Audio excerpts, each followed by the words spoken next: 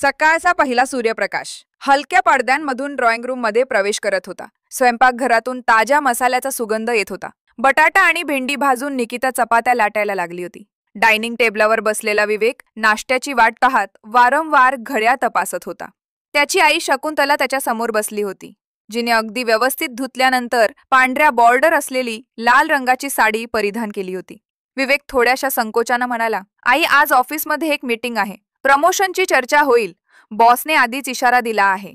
जर सगळं व्यवस्थित झालं तर यावेळी मी प्रादेशिक प्रमुख होईन. पण माझीही बदली होईल. मला देहरादूनला जायचे आहे, म्हणून तू आमच्यासोबत येशील ना?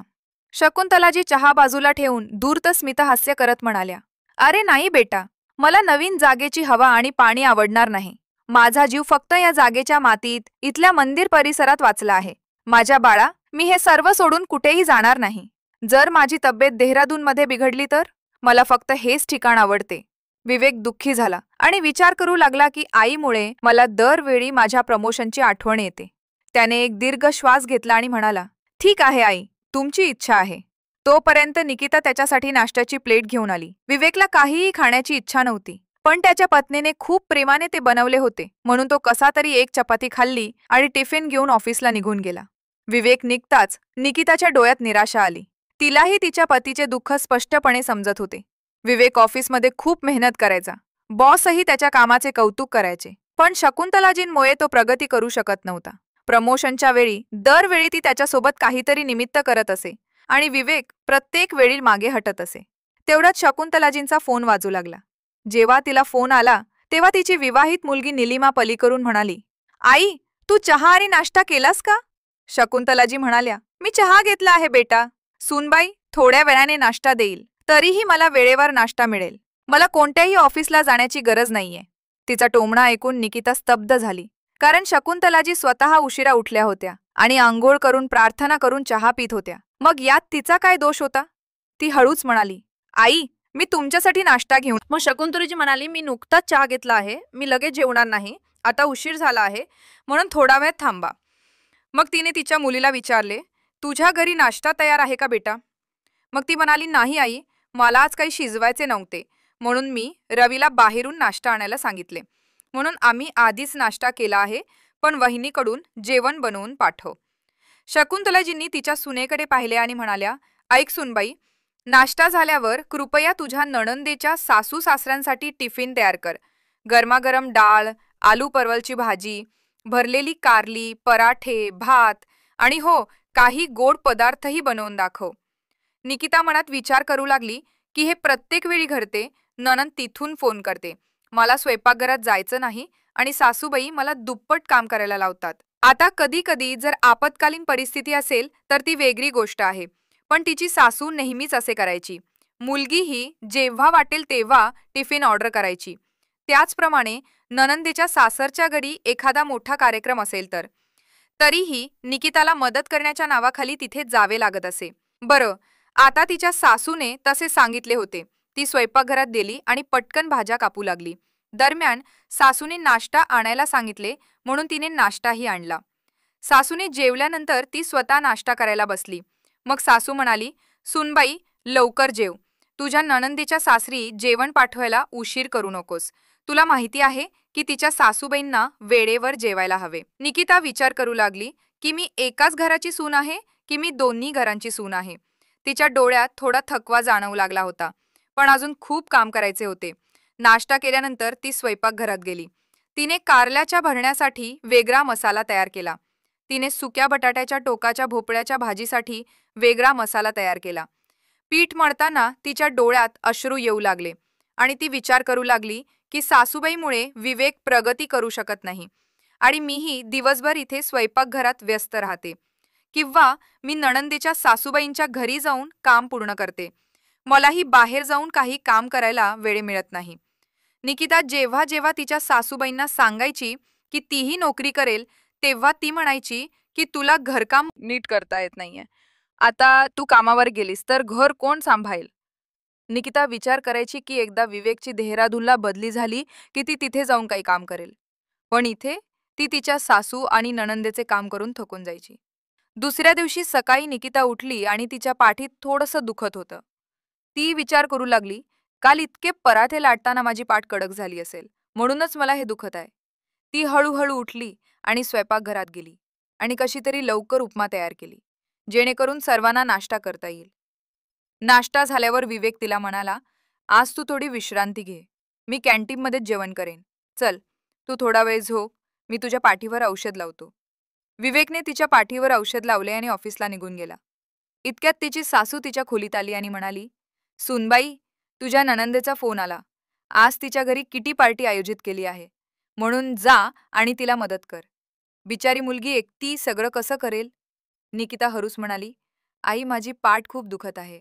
आज मला आराम करू दे. शकुंतलाजी निकिताला म्हणाली, अरे सूनबाई, इतक्या लहान वयातच तुझी पाठ दुखायला लागली आहे. तुझ्या नणंदेकडे बघ, ती तुझ्यापेक्षा मोठी आहे, पण तरीही ती खूप चपळ आहे. जर निलिमा तुझी नणंद आहे तर ती तुझीही जबाबदारी आहे. नातेसंबंध जपायला शिक. शेवटी तू तिची वहिनी आहेस.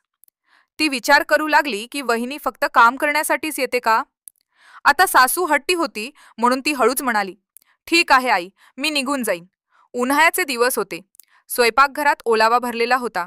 निलिमाच्या घरी किटी पार्टीची तयारी जोरात सुरू होती. निलिमा आरशासमोर बसून तिचा मेकअप करत होती आणि निक्की स्वयंपाकघरात घाम गाळत होती. ती कंबरेला घट्ट दुपट्टा बांधून भाज्या कापत होती. गॅसवर बटाटे उकळत होते. पकोड्यांचे पीठ तळण्यासाठी तयार होते, पण तिचे पाय थकले होते आणि तिच्या चेहऱ्यावर वेदना दिसत होत्या.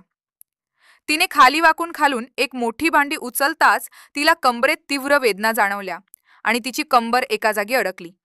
निकिता वेदनेने ओरडली आणि कशी तरी स्वतःला निलिमाच्या खोलीत ओढून बेडवर झोपली. वेदनेने तिच्या डोळ्यातून अश्रू वाहू लागले. तेवढ्यात शकुंतलाजी खोलीत आल्या आणि रागाने म्हणाल्या, अरे, तू इथेही आराम करायला लागली आहेस? मी तुला इथे झोपवायला आणले नाही. निकिता ओरडली आणि म्हणाली, आई, मला क्षणभरही उभे राहता येत नाही. मी काय करू? शकुंतलाजी म्हणाल्या, जास्त नाटक करू नकोस सुनबाई. प्रत्येक स्त्रीला थोडेसे वेदना होतात. याचा अर्थ असा नाही की तू तुझ्या नणंदेच्या घरी येऊन झोप घेतेस. निकिता म्हणाली, मी कोणतेही निमित्त करत नाही. आई, मला खरोखर खूप वेदना होत आहेत आणि जर तुम्हाला वाटत असेल की माझे दुखणे हे एक निमित्त आहे तर मी जात आहे. मी घरी जाऊन आराम करेन. तुम्हाला जे काही समजायचे आहे ते तुम्ही समजू शकता. असे म्हणत तिने तिची पर्स उचलली आणि हळूहळू घराबाहेर पडली. आज तिचे मन खूप दुखावले होते. इतक्या वेळा दिलेल्या मदतीचा काही अर्थ नव्हता, ज्याला आज तिच्या दुखण्याचे निमित्त म्हटले जात होते. नंतर कसे तरी शकुंतलाजी आणि निलिमा यांनी मिळून सर्व काही सांभाळले, पण दोघेही सतत निकिताला शिव्या देत होते. संध्याकाळी शकुंतलाजी घरी आल्यावर विवेक आधीच घरी पोहोचला होता. तो स्वयंपाकघरात चहा बनवत होता. शकुंतलाजी रागाने म्हणू लागल्या, बघ विवेक, तुझी बायको अजिबात सुसंस्कृत नाही. ती निलिमाच्या घरी रागावत होती. काम टाळण्यासाठी ती पाठदुखीचे निमित्त करत होती. विवेक ओरडला, आई, ते स्वयंपाकी का बोलावत नाहीत? माझी बायको स्वयंपाकी आहे का? ती देखील एक माणूस आहे. तिलाही वेदना जाणवू शकतात. शकुंतलाजींनी चेहरा केला आणि म्हणाली, हो हो, आता तुला माझी चूकही दिसत आहे ना? विवेक जळत्या चहाचा कप घेऊन निकिताकडे गेला. शकुंतलाजी खूप रागावल्या की मुलगा सुनेची बाजू का घेत आहे. असेच काही दिवस गेले. एके दिवशी शकुंतलाजी विवेककडे आल्या आणि म्हणाल्या, बेटा बघ, माझ्या मोबाईलला काय झाले आहे. मोबाईल वारंवार हँग होत आहे. विवेकने मोबाईल घेतला आणि तो पाहू लागला. शकुंतलाजी शेजाऱ्यांशी गप्पा मारण्यासाठी बाहेर गेल्या होत्या. अचानक कॉल रेकॉर्डिंग सुरू झाले. ते ऐकून विवेक स्तब्ध झाला. त्याची बहीण म्हणत होती, आई, जर विवेकची बदली झाली आणि वहिनी निघून गेली तर माझ्या घराचे काम कोण करेल? शकुंतलाजी हसायला लागल्या आणि म्हणाल्या, तू काळजी करू नकोस. मी त्याला कधीच सबबी सांगून बढती देऊ देणार नाही, म्हणून तो इथून कधीच कुठेही जाणार नाही. असो, तो मला कधीच अडवत नाही. मला हेही चांगले माहिती आहे की जर सून तिच्या नवऱ्यासोबत गेली तर तुझ्या सासरच्यांना टिफिन कोण पाठवेल? तो विचार करतो की मी म्हातारी आहे, मी आजारी आहे. तू काळजी करू नकोस. तुझ्या बहिणीला मोल करणीसारखं काम करायला लावत राहा. हे सर्व ऐकून विवेकचा चेहरा फिका पडला. तो मनात विचार करू लागला, आई, तू हे का केलेस? माझ्या पत्नीला बहिणीची मोलकरीण ठेवण्याच्या नावाखाली तू माझी प्रगती थांबवण्याचा प्रयत्न केलास. त्याचे डोळे अश्रूंनी भरले आणि मनात त्याने आईला धडा शिकवण्याचा निर्णय घेतला. एका आठवड्यानंतर तो त्याच्या आईला सांगू लागला, आई, मला बढती मिळाली आहे आणि मी पुढच्या आठवड्यात देहरादूनला जात आहे. जर तुम्हाला हवे असेल तर तुम्ही आमच्यासोबत येऊ शकता. शकुंतलाजी रागाने म्हणाल्या, मी तुला सांगितले होते की मला हे ठिकाण सोडून इतरत्र कुठेही जायचे नाही. तिथले वातावरण आणि पाणी मला शोभणार नाही. बेटा, तुला माझी अजिबात काळजी नाही? मग तो म्हणाला, आई, मला तुझी काळजी आहे, पण मला माझ्या भविष्याचाही विचार करावा लागेल. तुझ्या हट्टीपणामुळे मी माझी प्रगती आता पुढे ढकलू शकत नाही. म्हणूनच मी डेहराडूनला जाण्याचा निर्णय घेतला आहे. जर तुम्हाला इथे राहायचे असेल आणि तुम्हाला एकटे बरे वाटणार नसेल, तर तुम्ही दीदींच्या परिसरात भाड्याने घर का घेत नाही? आई आणि मुलगी एकमेकासोबत आरामात राहू शकतील आणि एकमेकांना मदत करत राहतील. तुम्ही काय करायचे ते तुम्ही ठरवा, पण माझा निर्णय आता बदलणार नाही. असे म्हणत तो उठला आणि खोलीत गेला. विवेकने आधीच निकिताला सांगितले होते की सासूने हे सर्व जाणून बुजून केलंय. निकिता आनंदी होती की आज तिच्या पतीने त्याच्या भविष्यासाठी योग्य पाऊल उचललंय.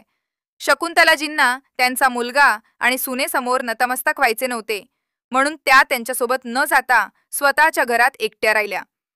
त्या त्यांच्या घराशी जोडल्या गेल्या होत्या, म्हणूनच त्या भाड्याच्या घरात राहायलाही जात नव्हत्या. आता त्यांना स्वयंपाकघर, घरातील कामे आणि घरातील कामे एकटीलाच करावी लागत होती.